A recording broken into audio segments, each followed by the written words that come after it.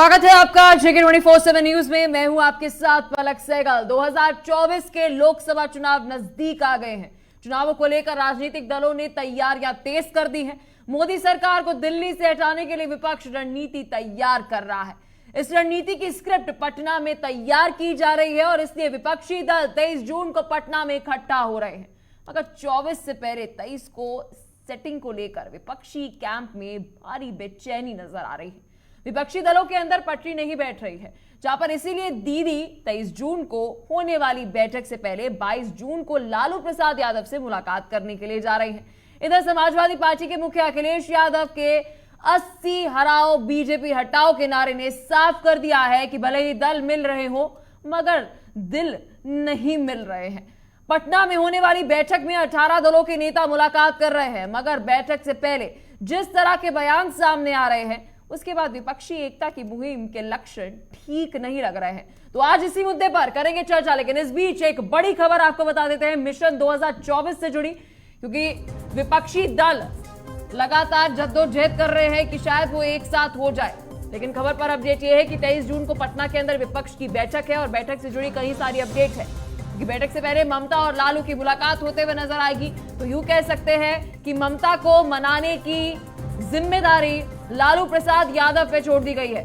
तो मिशन 2024 के अंदर विपक्षी दल एक साथ होने की कोशिश कर रहे हैं। तो वही दूसरी ओर नीतीश कुमार की एमके स्टालिन के साथ मुलाकात होनी थी, तमिलनाडु के मुख्यमंत्री के साथ मुलाकात होनी थी, लेकिन तबीयत खराब होने का कारण देकर उस बैठक को रद्द कर दिया गया। तो अब सोचने वाली बात है, जो विपक्ष ये कह रहा है कि हम एकजुट होंगे, वे एक मीटिंग के लिए एकजुट नहीं हो रहे, तो 2024 के लिए कैसे एकजुट होंगे, ये बड़ा सवाल है। लेकिन इस बीच बड़ी अपडेट आपको दे रहे हैं। 23 जून को पटना के अंदर विपक्षी दलों की होने वाली बैठक के ऊपर लगातार जहां बीजेपी तंज कस रही है, तो वहीं दूसरी तरफ शायद विपक्ष एक साथ नहीं हो पा रहा है।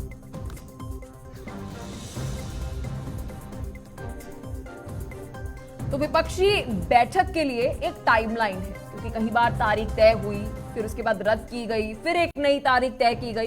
तो वो टाइमलाइन क्या है, चलो एक बार आपको वह भी बता देते हैं और उसके बाद चर्चा की ओर भी बढ़ेंगे। 23 जून को पटना के अंदर विपक्ष की बैठक होनी है। इससे पहले 12 जून की तारीख तय की गई थी।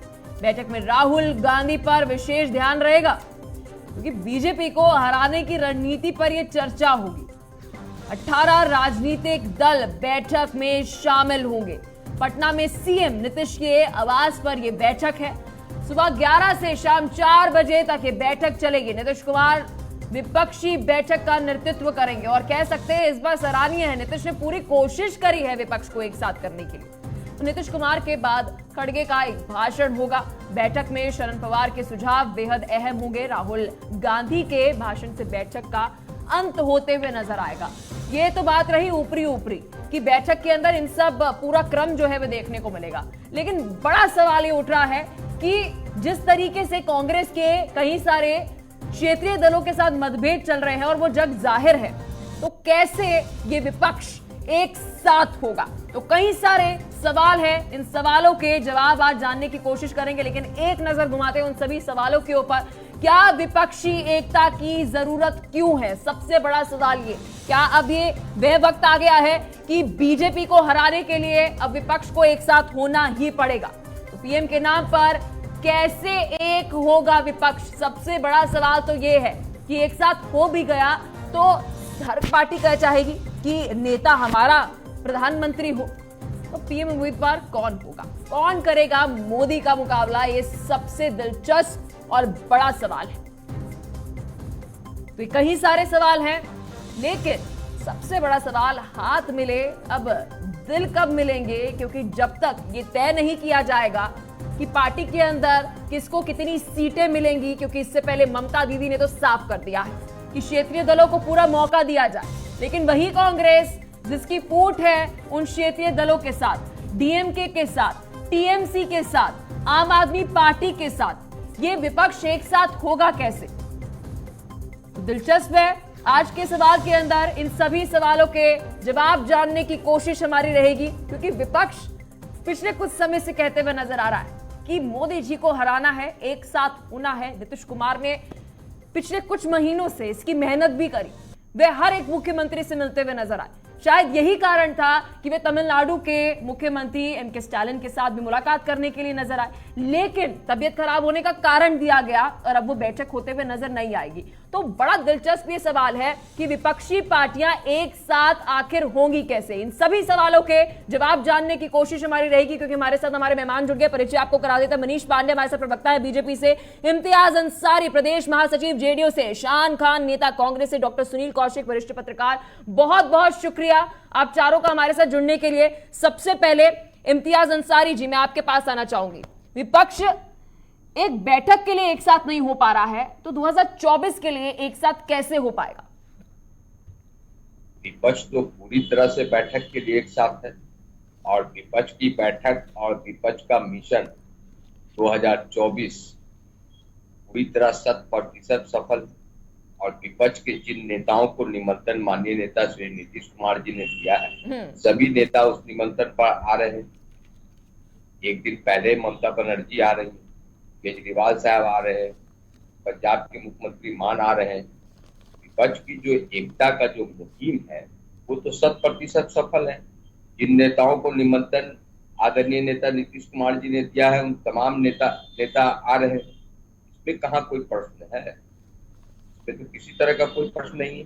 विपक्ष की एकता और विपक्ष की भूमिका जो देश के संविधान के प्रति है, जो देश आघोषित आपातकाल की तरफ से गुजर रहा है, तो देश में राजतंत्र बनाम प्रजातंत्र की जो लड़ाई है, उन लड़ाई को संपूर्ण क्रांति का नाम देकर के तमाम विपक्षी दल एकजुट हो रहे हैं। और ये पहली बार देखा जा रहा है कि विपक्ष एकता का मुहिम जो आदरणीय नेता नीतीश कुमार जी और तमाम विपक्षी नेताओं ने एकजुट होकर के इस मुहिम को आगे बढ़ने का काम किया, वो 100% सफल है। देश को जो बैठक होने जा रही है, इस पर चर्चा करेंगे। शान जी हमारे साथ कांग्रेस से हैं। शान जी, क्या एक छत पर एक साथ नीचे बैठकर क्या एक साथ होना हो जाता है? क्योंकि हम अक्सर परिवारों के अंदर भी देखते हैं, हम एक छत के नीचे रहते तो हैं, लेकिन विचार आपस में नहीं मिलते हैं, मतभेद होते हैं, और शायद विपक्षी पार्टियों के अंदर भी इसी तरीके का रवैया अभी नजर आ रहा है। क्या कहना चाहेंगे? देखिए पलक जी, जहां पर लोकतंत्र होता है वहां मतभिन्नताएं मतभेद भी होते हैं, किंतु विपक्षी दल यदि एकजुट होकर सरकार के खिलाफ प्रभावी ढंग से विपक्ष की भूमिका अदा करता है तो ये तो अच्छे संकेत हैं लोकतंत्र के लिए, देश के लिए, देश की जनता के लिए अच्छे संकेत है कि विपक्ष एकजुट होकर सरकार की कुनीतियों के खिलाफ जो है खड़ा हो रहा है।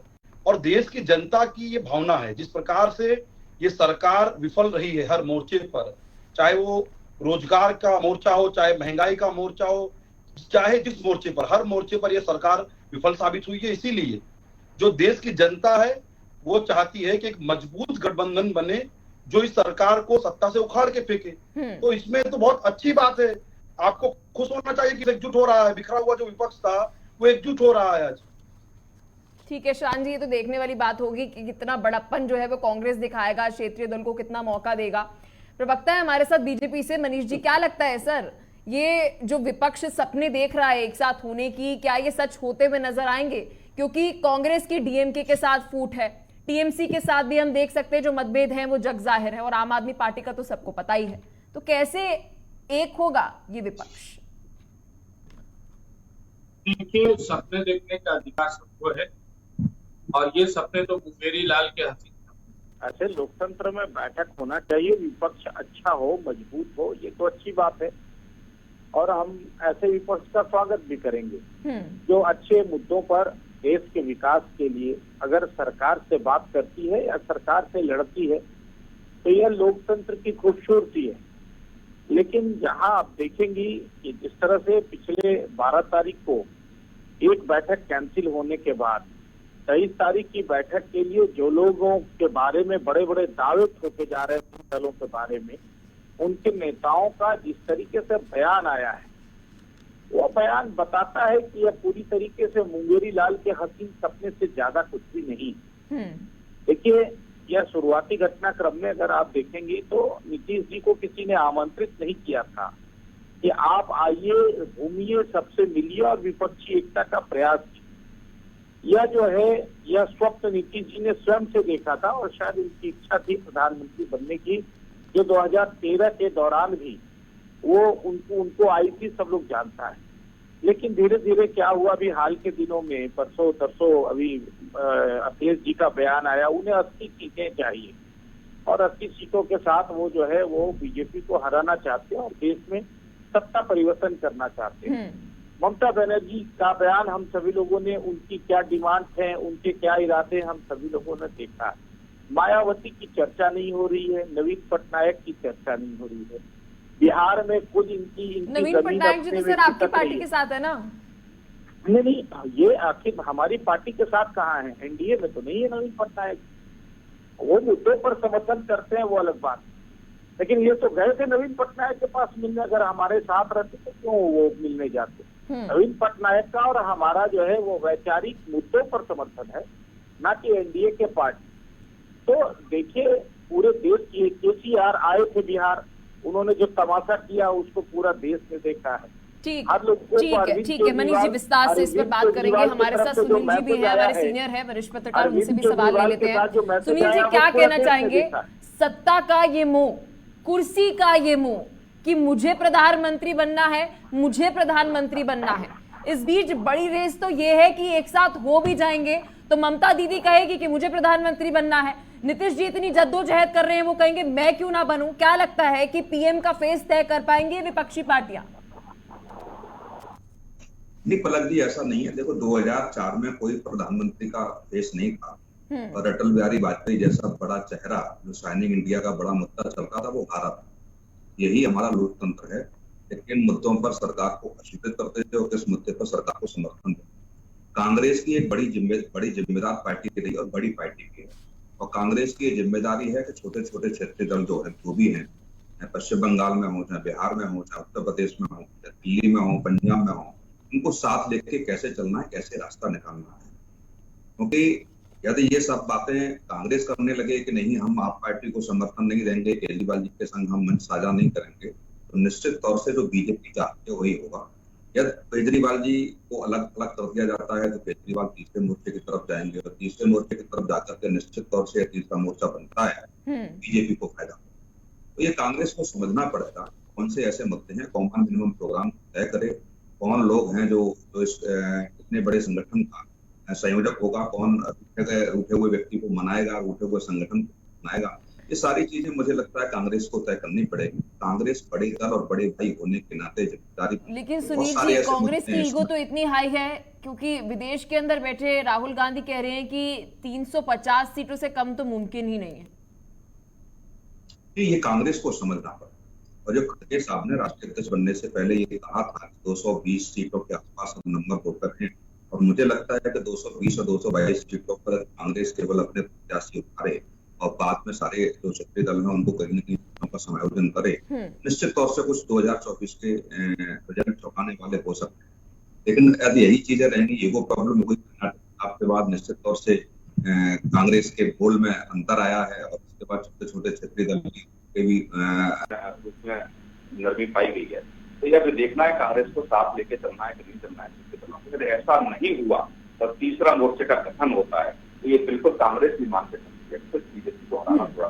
ठीक है, क्या कहना चाहेंगे इम्तियाज जी? कहीं ऐसा ना हो नीतीश जी की सारी कोशिशों के ऊपर कांग्रेस पार्टी पानी फेर दे, क्योंकि इस वक्त सबसे बड़ा सवाल है, क्षेत्रीय दल ये कह रहे हैं कि जब तक कांग्रेस अपना समर्थन नहीं देगी क्षेत्रीय दलों को, तब तक वह विपक्षी एकता के अंदर एकजुट नहीं होंगे। देखिए, सबसे पहले एक बात बता देना चाहते हैं, जो चर्चा हो रही है नवीन पटनायक जी, केसीआर जी, वाईएसआर, तो इन अकाली दल, इन चारों दलों को बैठक, विपक्ष की बैठक के लिए निमंत्रण नहीं दिया गया है। इस तरह का जो नैरेटिव चलाया जा रहा है वो गलत है। इन दलों को, इन नेताओं को विपक्ष की बैठक के लिए निमंत्रण नहीं है, एक बात। दूसरी बात की भारतीय जनता पार्टी विपक्ष की एकता के पहले तो बोलती थी कि पीएम पद, प्रधानमंत्री पद के लिए नो वैकेंसी है, लेकिन आदरणीय नेता नीतीश कुमार जी ने विपक्ष एकता की मुहिम के बाद आज 100% सफलता की ओर जा रहा है कि 23 को बैठक हो रहा है। तो ये स्पष्ट हो गया ना कि पीएम पद का जो वैकेंसी है वो आ गया सामने। अब जब सामने आ गया है कि पीएम पद का वैकेंसी है तो आसानी से उस पद के लिए भी उपयुक्त नेताओं का दूर की बात हो गई ना। सर ये तो दूर की बात हो गई। और एमके स्टालिन के साथ मुलाकात थी, बताए तबीयत का कारण देकर वो मीटिंग कैंसिल हो चुकी है। नहीं, सत्य तो ठीक ये है कि बिल्कुल, ये विपक्ष को बिल्कुल, एक करने की मैनेजमेंट के अंदर नीतीश कुमार जी अब हार सा मान रहे। देखिए ये मुहिम तो 100% सफल नजर आ रहा है ना, कि आदरणीय राहुल गांधी भी आ रहे हैं, खड़गे साहब भी आ रहे हैं, उनके साथ वेणुगोपाल भी आ रहे हैं, दिल्ली के मुख्यमंत्री आदरणीय केजरीवाल साहब आ रहे हैं, पंजाब के मुख्यमंत्री भागवत मान आ रहे हैं, पीडीपी से महबूबा मुफ्ती आ रही हैं, झारखंड के सीएम हेमंत सोरेन आ रहे हैं, यूपी से समाजवादी के अखिलेश यादव आ रहे हैं। के लिए आ रही है, नीतीश जी की वजह से नहीं आ रहे हैं। ये तो देखिए देश में जो भारतीय जनता पार्टी की नीति है, जो आदरणीय प्रधानमंत्री ने जो देश में घोषित आपातकाल के साथ साथ राजतंत्र का जो माहौल बना दिया है, जो अपना राज अभिषेक करा करके और संविधान का जिस तरह से बदलने का साजिश हो रहा है, देश के इतिहास को मिटाया जा रहा है, इन तमाम सवाल कोई भी राजनीतिक दल के लिए सवाल है।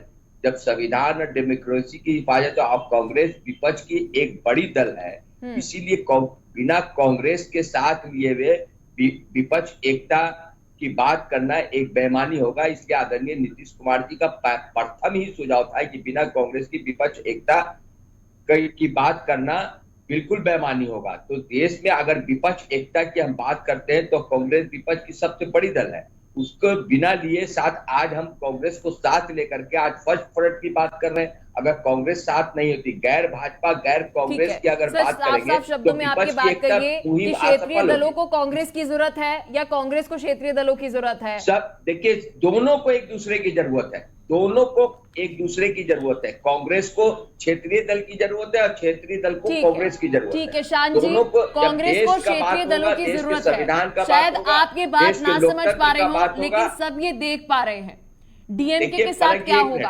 आपके मतभेद जग जाहिर है। टीएमसी के ऊपर आपके पार्टी के नेता सवाल उठाते हुए नजर आते हैं। फिर उसके बाद हम बात कर रहे हैं आम आदमी पार्टी की। आम आदमी पार्टी कह रही है कि दिल्ली पंजाब से आप पीछे हो जाइए, हम मध्य प्रदेश के अंदर पीछे हो जाएंगे, छत्तीसगढ़ के अंदर पीछे हो जाएंगे। तो आपको ये पूरी टर्म्स एंड कंडीशन मंजूर है? देखिए, आम आदमी पार्टी के जिन नेता ने ये मूर्खतापूर्ण बयान दिया है उसका हम बिल्कुल समर्थन नहीं करते, बल्कि खंडन करते हैं।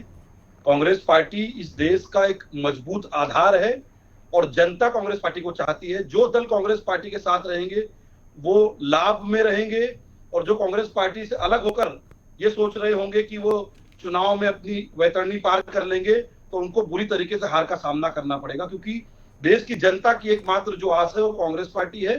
जो कांग्रेस पार्टी के साथ रहेगा, समान विचारधारा का दल, जनता उसके साथ रहेगी। सर, कितने राज्यों में आपकी सरकार है और क्षेत्रीय पार्टी की अगर हम देखते हैं कितनी मजबूत है? आप क्या कहना चाहते हैं कि कांग्रेस की जरूरत है इन सभी पार्टियों को? भाजपा, अरे पलक जी, भाजपा की कितनी राज्यों में सरकार है? भाजपा सत्ता में बैठी है ना, उनका गिन लीजिए ना आप। हम तो फिर भी विपक्ष में बैठे हैं। ठीक है सर, 16 राज्यों के अंदर सरकार क्षेत्रीय दलों का प्रभाव ठीक है सर, 16 राज्यों के अंदर बीजेपी की सरकार है और बीजेपी बकायदा बीजेपी मीटिंग करती है और कहती है कि क्षेत्रीय दलों को भी पूरा मौका दिया जाए। अभी पीछे ही मैं आपको गिनवा सकती हूँ, मई महीने के अंदर बैठक की गई है कि क्षेत्रीय दलों को पूरी प्राथमिकता जो है वह दी जाए। तो आप मौका देंगे तभी तो क्षेत्रीय दल आपका सपोर्ट करेंगे ना सर? एक मिनट पलक जी, ठीक है शान जी, आप पूरी करिए बात, आपके पास आती हूँ सर मैं। हमने कब कहा कि क्षेत्रीय दलों को हम नहीं स्वीकारते हैं? बिल्कुल स्वीकारते हैं। हम तमिलनाडु में क्षेत्रीय दल के साथ हैं, हम झारखंड में क्षेत्रीय दल के साथ हैं, तो हम क्षेत्रीय दलों को स्वीकार करते हैं। और जहां हमारा जितना अस्तित्व है, यदि उस अस्तित्व के साथ कोई समझौता करना चाहेगा तो हम बिल्कुल नहीं करेंगे। जहां हमारे अस्तित्व अनुसार यदि वो हमारे साथ बर्ताव करेंगे तो हम उनके साथ खड़े रहेंगे। तो दिल्ली और पंजाब के अंदर क्या स्थिति है सर? तमिलनाडु के अंदर क्या स्थिति है? पश्चिम बंगाल के अंदर क्या स्थिति है? आप आज क्लियर कर दीजिए। तमिलनाडु में हमारी जब बैठक होगी तब तो हम देख लेंगे। लालू प्रसाद यादव जी मुलाकात कर रहे हैं ममता दीदी के लिए आपसे। अभी पीछे हमने देखा कि किस तरीके से प्रमुखता से मुद्दा जो है अधीर रंजन ने उठाया, तो ये तो गलत बात हुई ना सर? देखिए कि आप तो ये विश्वासघात कर रहे हैं टीएमसी के साथ। जब उनकी राज्य की बात है तो पूरा घेरेंगे उन्हें, और जब साथ की जरूरत है तो जी आ जाइए हमारे साथ। पलक जी पहले सुन तो लीजिए आप जी। तमिलनाडु में हमारी गठबंधन की सरकार है, कोई संशय ही नहीं है, ठीक है। रही बात पश्चिम बंगाल की, तो हम पिछला विधानसभा चुनाव भी ममता दीदी के खिलाफ लड़े थे, और अभी हमारा आधिकारिक कोई गठबंधन ममता दीदी के साथ नहीं है। उनकी जो भी गलत नीतियां रहेगी उसके खिलाफ कांग्रेस पार्टी खड़ी रहेगी, उसमें कोई दो राय ही नहीं है। पर जब केंद्रीय मोर्चे की बात होती है तो केंद्रीय मोर्चे पर टीएमसी एक विपक्षी दल है और कांग्रेस पार्टी भी एक विपक्षी दल है। तो जहां पर हमें लगेगा कि हमें एक होकर भाजपा के खिलाफ लड़ना है, हम लड़ेंगे वहां पर। ठीक है, मनीष जी क्या कहना चाहेंगे? अभी कांग्रेस ने स्पष्ट तौर पर यह बात कह दी है कि हम अपने अस्तित्व, एक बार फिर दोहरा दूं, अपने अस्तित्व के साथ कॉम्प्रोमाइज नहीं करेंगे। जी मनीष जी। कांग्रेस की समस्या यह है कि कांग्रेस ने अपना अस्तित्व तो 2019 के चुनाव में ही समाप्त कर दिया था, जब वो विपक्षी पार्टी रहने की भी अर्हता खो चुकी। अब रही बात 2024 की है, तो 2024 में समस्या यह है कि प्रधानमंत्री नरेंद्र मोदी जी की लोकप्रियता इतनी अधिक बढ़ गई है कि ये सारी पार्टियां सिर्फ अपना अस्तित्व बचाने की जद्दोजहद में, और मैं यह तर्कपूर्ण बात कर रहा हूँ, मैं कुतर्क नहीं करता, मैं तर्कपूर्ण बातें इसलिए कर रहा हूँ कि जहां एक तरफ दिल्ली और पंजाब में देखिए उनको अपने अस्तित्व की चिंता आम आदमी पार्टी को है, तो कांग्रेस चाहती है कि वहां भी हमको अगर कुछ मिल जाए तो बड़ी मेहरबानी।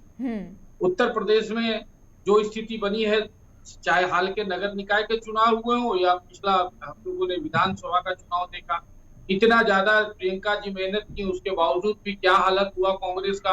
तो वहां अखिलेश को लगता है कि अगर सिर्फ एक राज्य में मेरा प्रभाव है, 80 सीटों में अगर हम ज्यादा से ज्यादा जीत सके, तो केंद्र में अगर कहीं सरकार बदली तो हमारी बड़ी भूमिका रहेगी लोकसभा में सरकार बनाने में, तो हमको कांग्रेस के साथ सीटों का शेयर जारी करें। बिहार की खुदा बात कर लीजिए, तेजस्वी यादव कितना सीट देंगे कांग्रेस को, और फिर नीतीश जी को कुछ सीट चाहिए, क्योंकि वो तो तीसरे नंबर के पार्टी होते हुए भी बिहार में पत्र बने हुए हैं। मनीष जी, तेजस्वी जी तो एक मंच भी साझा नहीं करते हैं कांग्रेस के साथ। अभी हाल ही में एक कार्यक्रम हुआ, वहां पर कन्हैया लाल जी मौजूद थे, वहां पर तेजस्वी जी नहीं आए। बिल्कुल, मैं अपनी बात पूरी कर लूं, देखिए यही स्थिति यहाँ पर वो इतना ज्यादा है कि तेजस्वी जी ने कन्हैया कुमार के साथ मंच साझा नहीं किया। बंगाल में जहां छुपड़ा साफ हो गया था विधानसभा के चुनाव में वामपंथी और कांग्रेसियों का, ममता जी को लगता है कि जब मेरा इतना बड़ा वर्चस्व है, और हाल के दिनों में आपने देखा होगा जब ये कांग्रेस भारतीय जनता पार्टी से लड़ने की बात कर रहे थे, तो आपने देखा होगा कि कैसे कांग्रेस के विधायक को ममता जी ने अपने पाले में कर ली उपचुनाव के बाद। तो ये क्यों शेयर करना चाहेंगी बंगाल में जो इनका पैर उखड़ चुका है, वहां पर वोट प्रतिशत इनका नहीं है, ये मटिया मेट हो गया वहां। ममता जी क्यों कांग्रेस के साथ जो है तो सीट शेयर करके उसको जो है अपना हिस्सेदारी देना चाहेंगी। ये साउथ में भी देखेंगे अगर, तो साउथ का भी यही हाल है। आज ये जेडीएस जो वहां पर तीसरे नंबर की पार्टी थी, आज इनके साथ वो नहीं जा रही है, जबकि उसने भी अपना योगदान जो भी दिया था या चुनाव में उसकी जो भी स्थिति थी। ठीक है, तो ये जो पूरे देश के अंदर क्षेत्रीय दल कहते हैं। अभी आपने तीनों पार्टियों की बात सुनी, क्या अभी हम विपक्षी पार्टियों की जो बात कही गई कांग्रेस द्वारा और साथ ही हमारे साथ जेडीयू के जो नेता हैं, क्या इससे हमें एक डिस्क्लेमर आता है पिक्चर से पहले कि ये सब कुछ काल्पनिक है, इसका वास्तविक दुनिया से कोई लेना देना नहीं है? तो विपक्ष को भी ऐसा कुछ डिस्क्लेमर लगा देना। 2014 और 2019 में भी इसी तरीके की परिकल्पना की गई थी, जो 2024 के चुनाव को लेकर के की जा रही है। जब तक मुझे लगता है कि कुर्बानी देने के लिए विपक्ष में बैठे हुए राजनीतिक दल एक दूसरे के प्रति तैयार नहीं होंगे, तब तक पॉसिबल नहीं है कि ये गठबंधन चल पाए। टीएमसी ने स्पष्ट कह दिया कि हम वाम दलों के साथ आप जाएंगे तो हम गठबंधन में नहीं। स्पष्टता के बाद भी कांग्रेस की तरफ से कोई बड़ा बयान। दूसरी बात, पंजाब को लेकर के, दिल्ली को लेकर के जो आप पार्टी के नेता ने प्रस्ताव रखा, निश्चित तौर से उसमें उन राज्यों में आप पार्टी की सरकार है, क्या लोकसभा के चुनाव में अपनी अहम भूमिका आप पार्टी लाना चाहती है तो राजस्थान मध्य प्रदेश छोड़ेगी। इसका फॉर्मूला कांग्रेस को निकालना पड़ेगा। उत्तर प्रदेश में बार बार अखिलेश यादव जी कह रहे हैं कि अच्छी सीटों पर हम चुनाव लड़ेंगे, तो तीसरा रास्ता इसमें क्या है? बिहार में जो भी सीटों को लेकर के बंटवारा होगा, अभी तो मंच साझा हो रहे हैं, जब सीटों को लेकर के बंटवारा होगा तो कौन सा दल जो होगा जो अपनी आहुति देगा, उसमें कौन सा दल होगा जो कम सीटों पर समझौता कर पाएगा। बहुत सारी ऐसी चीजें हैं, निश्चित तौर से कांग्रेस के सामने आगे हुआ पीछे खड़ी जैसी स्थिति है, लेकिन कांग्रेस के बड़े नेता इस पर ईमानदारी से, गंभीरता से विचार करेंगे तो कांग्रेस को एक बड़ी कुर्बानी देने के लिए तैयार रहना चाहिए। कांग्रेस बड़ी कुर्बानी देने के लिए तैयार नहीं, मुझे लगता है बेहतर का 2024 से पहले की जो परिकल्पना की जा रही है वो निश्चित तौर से असंतुष्ट की स्थिति में होगी। क्या कहना चाहेंगे आप इम्तियाज जी, क्योंकि अब ये बड़ा सवाल है, आप कांग्रेस का अहंकार देख रहे हैं, क्योंकि अभी कांग्रेस ने बात कर दी कि क्षेत्रीय दलों का जब मैंने जिक्र किया उन्होंने कहा हम अपने अस्तित्व के ऊपर कॉम्प्रोमाइज नहीं करेंगे। तो आपकी नींव क्या है? आप कह रहे हैं कि कांग्रेस के बिना बेईमानी होगी विपक्षी एकजुटता की बात करने के लिए। कांग्रेस का स्टैंड आपने सुन लिया। देखिए पलक जी, विपक्ष एकता के लिए के मुहिम में जो भी राजनीतिक दल है, कांग्रेस सहित सभी राजनीतिक दल पूरी तरह से मन बना चुके हैं कि विपक्ष एकता होकर रहेगी। उसके लिए जो संभव त्याग देना होगा, जो बलिदान देना होगा, वो दिया जाएगा।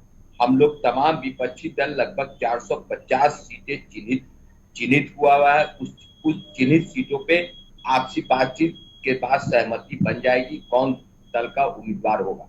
देखिए मकसद ये है कि 450 सीट जो है भाजपा के उम्मीदवार के सामने 1 अगेंस्ट 1, उनके सामने सिर्फ एक उम्मीदवार विपक्ष के होंगे, या कांग्रेस का हो, क्षेत्रीय दल का हो, तमाम विपक्षी दल का वो उम्मीदवार होगा। तो वो त्याग और कुर्बानी देने का मन बनाकर ही विपक्ष एकता की मुहिम को आगे बढ़ाया गया है, और उस मन के साथ ही मन को शांत कर करके, मन बना करके ही 23 तारीख को बैठक में लोग शामिल हो रहे हैं। जो लोग बैठक में शामिल हो रहे हैं, तमाम जो विपक्षी दल थे, सब 100% सभी लोग शामिल हो रहे हैं। अब वो पूरी तरह मन बन चुका है कि हम लोग इसको सफल बनाएंगे। इसके लिए जो भी संभव त्याग और बलिदान देना कांग्रेस होगा आपके लिए देगी और क्षेत्रीय दलों के लिए देगी। आप सभी हमारे साथ बने रहिए। फिलहाल वक्त हो चला है एक छोटे से ब्रेक का, क्योंकि गठबंधन के ऊपर कई सारे सवाल हैं और आज का सवाल यही है कि